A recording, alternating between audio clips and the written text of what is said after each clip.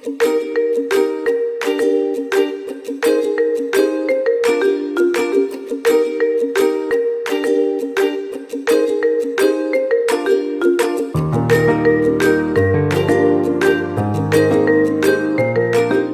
again to Tess Rana's channel. For today, ang gagawin naman nating recipe ay puto.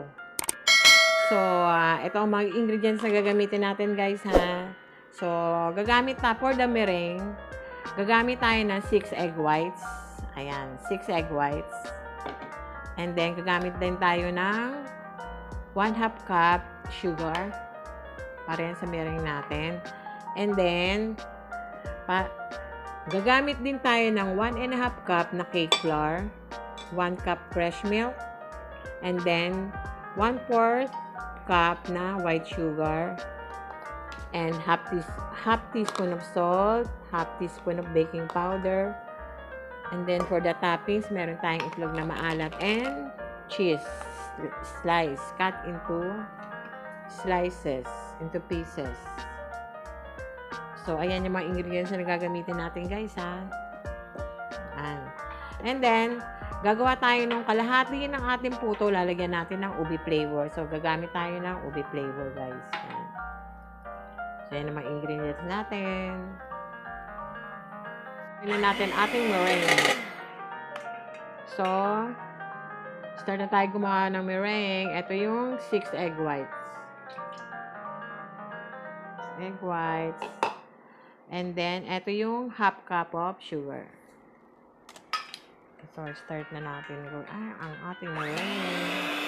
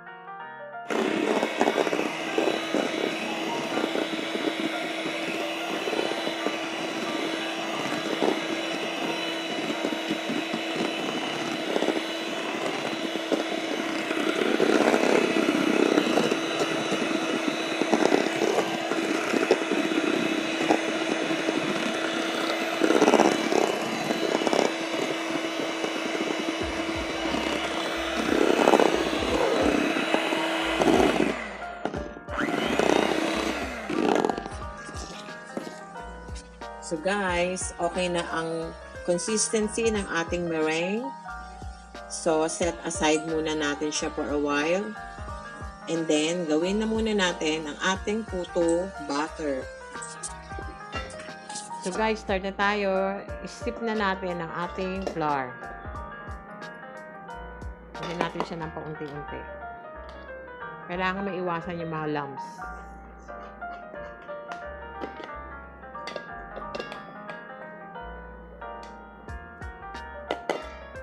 Sip flour.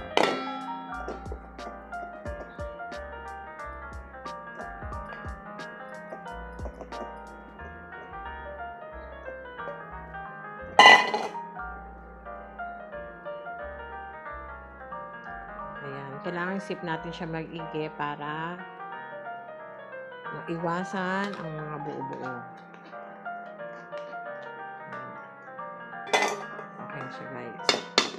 So, combine na natin ang ating mga dry ingredients like 3/4 cup sugar. Mix natin yan. And then, meron din tayong half teaspoon of baking powder. And then half teaspoon of salt. So, mix natin maigi.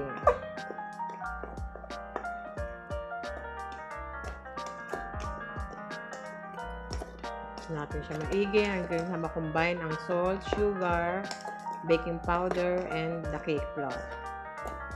Mix natin maigi.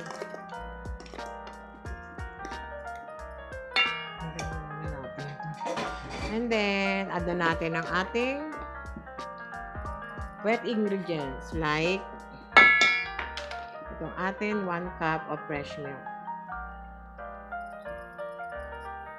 1 cup fresh milk.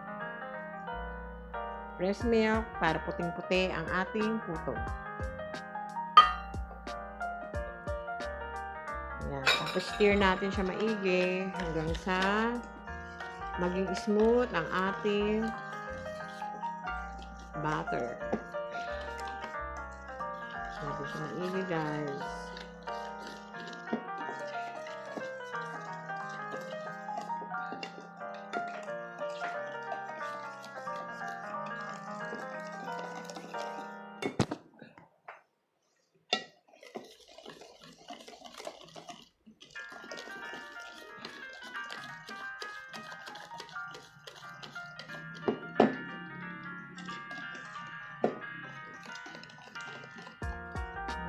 Konti pa. Kailangan maging smooth ang ating consistency ng butter natin.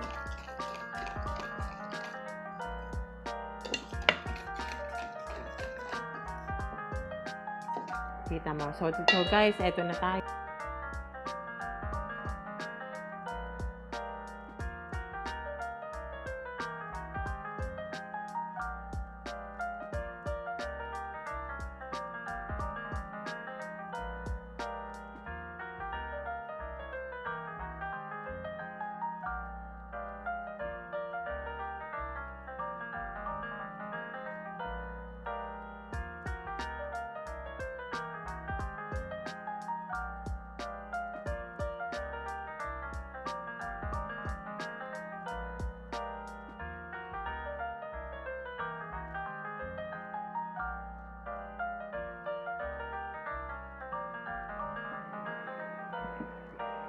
So guys, itong mixture na to, hatiin natin sa dalawa. Kasi yung isa, lalagyan natin ng ube flavor. Hatiin natin siya. So guys, lalagyan natin ng flavor. Yung isang ating puto recipe, lalagyan natin siya ng ube flavor. Depende sa inyo kung gusto nyo, gaano karami gusto nyo. Sa akin, mga 1 teaspoon lang pwede na. 2 teaspoon pwede na siya. Ito yung ube flavor natin. So, mix natin siya maigi. Ayan, meron na tayong ube flavor.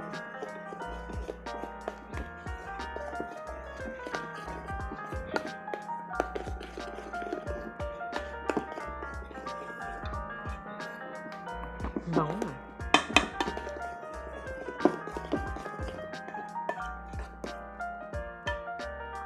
Dagdagan natin siya ng konti pa. Para hindi ako satisfied sa kulay.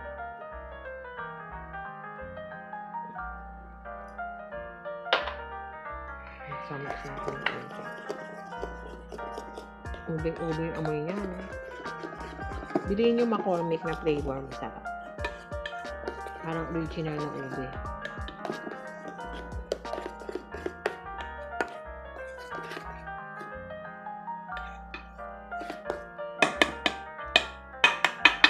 So, bubuhusan natin siya dito. Sabay. So, sa pagbubuhos ng isang original na puto at ng ube, kailangan sabay kayo. Kasi dapat pantay siya. So, maghanap kayo ng kasama nyo para sabay nyo siyang ibubuhos. Dahan-dahan lang. Sabay na. Sabay tayo.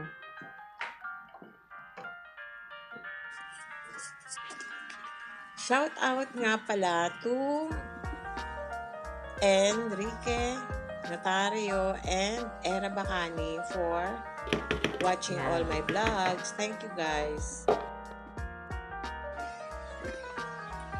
So guys, at this time, ilalagay na natin ang ating toppings na sliced cheese and itlog na maalat. Yung itlog na maalat ko, fresh from Pampanga pa yan. Malangis-langis. So, after na malagay natin ng toppings, steam natin ang ating puto for 25 to 30 minutes.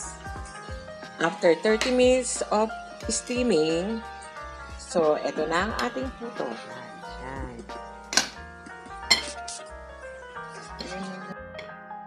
Amoy pa lang. Para talaga siyang cake, guys. So, tingnan nyo. Para siyang cake, di ba? May cheese pa yan sa ilalim. Sarap. Ano naman, guys, ha? Yung iba kong cheese, lumubog na sa ilalim. Ayan. Kaya pag titignan mo, may itlog na maalat pa yan. Tsaka cheese sa ilalim. Saka yan, tingnan nyo naman, guys. Para talaga siyang cake. Yummy. Gawa kayo nito, guys. At talagang uulit-ulitin yung paggawa kasi ang sarap talaga ng recipe na to. So, half dito, ordinaryong puto. Yun naman, nilagyan natin ng ube table. Kaya ang sarap talaga yun sa guys. So, guys, ito siya, oh. I hope you like and subscribe to my channel. Thanks for watching. Sana nag-enjoy kayo sa aking puto recipe. Thanks!